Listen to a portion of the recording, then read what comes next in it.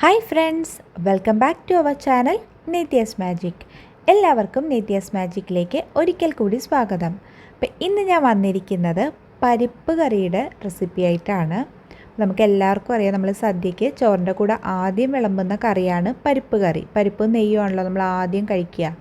അപ്പോൾ എങ്ങനെയാണ് നല്ല സദ്യ സ്റ്റൈൽ പരിപ്പ് കറി തയ്യാറാക്കുന്നതെന്ന് നമുക്ക് നോക്കിയാലോ. അതിനായിട്ട് ഞാനിവിടെ 2.5 കപ്പ് ചെറുപയർ എടുത്തിട്ടുണ്ട്. ഇതിപ്പോൾ നന്നായിട്ട് കഴുകി ഉണക്കിയെടുത്ത പയറാണ്. അപ്പോൾ ഇത് നമുക്ക് ആദ്യം ഒന്ന് വറുത്തെടുക്കണം. അപ്പോൾ നമ്മൾ ഇന്ന് കറി വയ്ക്കാൻ ഇത്രയും പയർ യൂസ് ചെയ്യുന്നില്ല. ഇത് നമുക്ക് കുറച്ച് വറുത്ത് പിളർന്ന് വെച്ചിരുന്നാൽ നമുക്ക് പിന്നീട് യൂസ് ചെയ്യാമല്ലോ. അപ്പോൾ നമുക്കിത് ആദ്യം ഒന്ന് വറുത്തെടുത്തിട്ട് വരാം. ഞാനിവിടെ ഒരു കടായി എടുത്തിട്ടുണ്ട്. ഇതിലേക്ക് നമ്മൾ എടുത്തു വെച്ചിട്ടുള്ള പയറിട്ടിട്ട് നന്നായിട്ടൊന്ന് മൂപ്പിച്ചെടുക്കാം. അപ്പോൾ ഒരു മീഡിയം ഫ്ലെയിമിൽ വെച്ചാൽ മതി. ഒരുപാട് തീയായത് പെട്ടെന്ന് കരിഞ്ഞു പോകും. ഒരു മീഡിയം ഫ്ലെയിമിൽ വെച്ചിട്ട് നമുക്ക് ഇടയ്ക്കിടയ്ക്കൊന്ന് ഇളക്കി കൊടുക്കാം. ഇത് നന്നായിട്ടൊന്ന് മൂത്ത് വരട്ടെ. ഇപ്പോൾ പയറിൻ്റെയൊക്കെ കളർ നന്നായിട്ട് മാറി നന്നായിട്ട് മൂത്ത് വന്നിട്ടുണ്ട്. ഇപ്പോൾ നല്ലൊരു മണം വരുന്നുണ്ട്. ഇത് നമ്മൾ വായിലിട്ട് കടിച്ച് നോക്കുമ്പോൾ നന്നായിട്ട് പൊട്ടുന്നൊരു പരുവാവണം. അപ്പോഴാണ് ഇത് നന്നായിട്ട് മൂത്ത് വരുന്നത്. പിന്നെ നമുക്കിത് ഫ്ലെയിം ഓഫ് ചെയ്തിട്ടൊന്ന് തണുക്കാൻ വയ്ക്കാം. ഇത് നന്നായിട്ടൊന്ന് തണുത്തതിന് ശേഷം നമുക്ക് മിക്സിയുടെ ജാറിലിട്ട് ബാക്ക് ബട്ടൺ പ്രസ് ചെയ്ത് 1-2 വട്ടം ഒന്ന് കറക്കിയെടുക്കണം. അപ്പോൾ നന്നായിട്ടൊന്ന് തണുത്ത് വരട്ടെ. ഞാനിപ്പോൾ പയർ നന്നായിട്ട് ക്രഷ് ചെയ്തെടുത്തിട്ടുണ്ട്. നന്നായിട്ട് പിളർന്നു വന്നിട്ടുണ്ട്. അപ്പോൾ ഒരുപാട് നേരം നമ്മൾ മിക്സിയുടെ ജാറിലിട്ട് അടിക്കുകയാണെങ്കിൽ ഇതങ്ങ് പൊടിഞ്ഞു പോകും. അപ്പോൾ 1-2 വട്ടം ബാക്ക് ബട്ടൺ ജസ്റ്റ് ഒന്ന് പ്രസ് ചെയ്ത് ഒന്ന് ക്രഷ് ചെയ്തെടുക്കുക, അത്രേ പാടുള്ളൂ. അപ്പോൾ ഇതിനി നമുക്കൊരു എയർ ടൈറ്റ് കണ്ടെയ്നറിലിട്ട് സൂക്ഷിച്ചാൽ നമുക്ക് ആവശ്യമുള്ളപ്പോൾ എടുത്തിട്ട് കറി വയ്ക്കാം. അപ്പോൾ ഞാനിപ്പോൾ ഇതിൽ നിന്നൊരു 1/4 കപ്പാണ് ഇന്ന് കറി വയ്ക്കാൻ പോകുന്നത്. ബാക്കി നമുക്ക് സൂക്ഷിച്ച് വയ്ക്കാൻ ഇപ്പോൾ ഓണം വരെയല്ലേ, അപ്പോഴും യൂസ് ചെയ്യാമല്ലോ. അപ്പോൾ ഇതിൽ നിന്നൊരു 1/4 കപ്പ് എടുത്തിട്ട് നമുക്കിന്ന് പരിപ്പ് കറി റെഡിയാക്കാം. അപ്പോൾ 1/4 കപ്പ് പയർ മാറ്റി വെച്ചിട്ടുണ്ട്. ഇനി നമുക്ക് ഇതിന് വേണ്ടുന്ന ബാക്കി ഇൻഗ്രീഡിയൻസ് എന്തൊക്കെയാണെന്ന് നോക്കാം.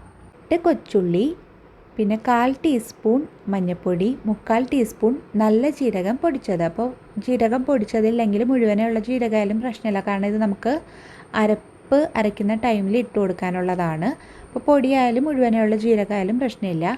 പിന്നെ 5 അല്ലി വെളുത്തുള്ളി, 2 പച്ചമുളക്. പിന്നെ നമുക്കിതിൽ തേങ്ങ ചിരകിയത് ആവശ്യമുണ്ട് അരപ്പിനായിട്ട്. അതിപ്പോൾ ഞാനിവിടെ എടുത്തു വെച്ചിട്ടില്ല. പിന്നെ നമുക്ക് എങ്ങനെയാണ് ഈ പരിപ്പ് കറി റെഡിയാക്കുന്നതെന്ന് നോക്കാം. നമ്മളെടുത്ത പയർ കുക്ക് ചെയ്യാനായിട്ട് ഞാനിവിടെ ഒരു കുക്കർ എടുത്തിട്ടുണ്ട്. അതിലേക്ക് നമ്മൾ എടുത്തു വെച്ചിട്ടുള്ള പയറും പിന്നെ കൊച്ചുള്ളിയും വെളുത്തുള്ളിയും പച്ചമുളകും കൂടി ചേർത്ത് കൊടുക്കുക. അപ്പോൾ ഉള്ളിയൊക്കെ ഒന്ന് കട്ട് ചെയ്തിട്ട് ചേർത്ത് കൊടുക്കാം. ഞാനിപ്പോൾ ഇവിടെ 5 കൊച്ചുള്ളിയാണ് ഇതിലേക്ക് ചേർക്കുന്നത്. ബാക്കി 3 നമ്മൾ അരപ്പരയ്ക്കുന്ന ടൈമിൽ അതിൽ ചേർത്ത് കൊടുക്കാം. അപ്പോൾ ഇത് ഓൾറെഡി കഴുകി ഉണക്കിയ പയറായതുകൊണ്ടാണ് ഞാൻ ഈ ഒരു ടൈമിൽ കഴുകാഞ്ഞത്. അപ്പോൾ നമ്മൾ കഴുകാത്ത പയറാണ് വറുത്തെടുക്കുന്നതെങ്കിൽ നമ്മൾ കുക്കറിലേക്ക് ഇടുന്നതിന് മുമ്പായിട്ട് ജസ്റ്റ് ഒന്ന് കഴുകിയിട്ട് ഇട്ട് കൊടുക്കുക. ഇനി നമുക്ക് ഇതിനാവശ്യത്തിനുള്ള ഉപ്പും കൂടി ചേർത്ത് കൊടുക്കാം.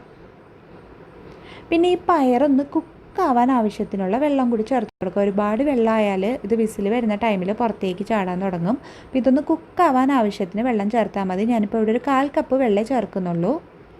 എന്നിട്ട് ഇതൊന്ന് അടച്ചു വെച്ചിട്ട് 3-4 വിസിൽ കേൾപ്പിച്ച് ഇതൊന്ന് കുക്കായി ഫുൾ പ്രഷർ പോയതിന് ശേഷം നമുക്ക് തുറന്ന് നോക്കാം. അപ്പോൾ ഇതൊന്ന് കുക്കായി വരട്ടെ. പയർ കുക്കാവുന്ന ടൈമിൽ നമുക്കിതിന് വേണ്ടുന്ന അരപ്പ് റെഡിയാക്കാം. അതിനായിട്ടൊരു മിക്സിയുടെ ജാറിലേക്ക് 1.5 പിടി തേങ്ങ ചിരകിയത് ഇട്ട് കൊടുക്കാം. പിന്നെ നമ്മൾ നേരത്തെ മാറ്റി വെച്ചിട്ടുണ്ടായിരുന്ന കൊച്ചുള്ളി ഉണ്ടല്ലോ 3 അതുകൂടി ചേർത്ത് കൊടുക്കാം. പിന്നെ നമ്മൾ എടുത്തു വെച്ചിട്ടുള്ള മഞ്ഞൾപ്പൊടിയും ജീരകപ്പൊടിയും ചേർത്ത് കൊടുക്കാം. 1/4 ടീസ്പൂൺ മഞ്ഞൾപ്പൊടിയും 3/4 ടീസ്പൂൺ ജീരകം നല്ല ജീരകം പൊടിച്ചതും കൂടി ചേർത്ത് കൊടുക്കാം. ഇനി ഇതൊന്ന് അരഞ്ഞു വരാൻ പരുവത്തിന് വെള്ളം കൂടി ചേർത്ത് കൊടുക്കാം. എന്നിട്ട് ഇത് നന്നായിട്ടൊന്ന് അരച്ചെടുക്കാം. എന്നാൽ നമ്മുടെ അരപ്പ് ഇവിടെ റെഡി ആയിട്ടുണ്ട്. നല്ല മഷി പോലെ അരച്ചെടുത്തിട്ടുണ്ട്. ഇനി നമുക്കിത് പയറിലേക്ക് ചേർക്കാം. ഇപ്പോൾ നമ്മളുടെ പയർ നന്നായിട്ട് കുക്കായി വന്നിട്ടുണ്ട്. കണ്ടോ, നന്നായിട്ട് കുക്കായിട്ട് നല്ല ഉടഞ്ഞു വരുന്ന പരുവായിട്ടുണ്ട്. അപ്പോൾ ഇത് ഓൾറെഡി വെന്ത് കുറച്ച് ഉടഞ്ഞിട്ടുണ്ട്. നമുക്ക് വേണമെങ്കിൽ ഒന്നുകൂടി ഒന്ന് ഉടച്ചെടുക്കാം. ഇനി ഇതിലേക്ക് നമ്മൾ റെഡിയാക്കി വെച്ചിട്ടുള്ള അരപ്പ് കൂടി ചേർത്ത് കൊടുക്കാം. ഇനി അരപ്പ് കൂടി ചേർത്തിട്ട് നമുക്ക് നന്നായിട്ടൊന്ന് മിക്സ് ചെയ്തെടുക്കാം. വളരെ എളുപ്പത്തിൽ തയ്യാറാക്കാൻ പറ്റിയ നല്ല ഹെൽത്തി ആയിട്ടുള്ള കറിയാണ് പരിപ്പ്. ഇനി ഇതിലേക്ക് നമുക്ക് കുറച്ച് വെള്ളം കൂടി ചേർത്ത് കൊടുക്കാം.